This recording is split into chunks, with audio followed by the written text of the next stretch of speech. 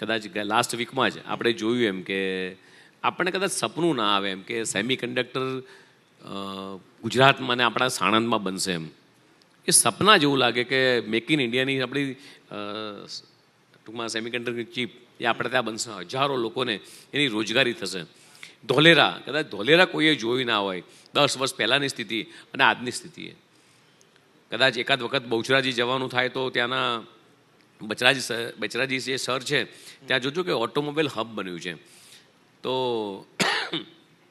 આજુબાજુના ખેતરો જ્યાં આગળ પહેલાં ખેતી થતી નથી, એકાદ બે મારા રસ્તામાં આવતી વખતે હું પ્રભારી મંત્રી ત્યાં હતો એટલે ખેડૂતોને મળવાનું થયું એમ.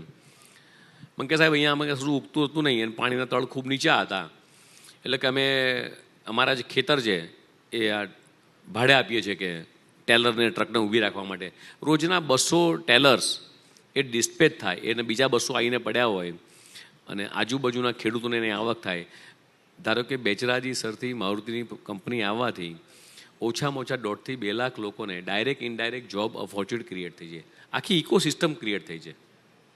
આ છે ગુજરાતનો વિકાસ.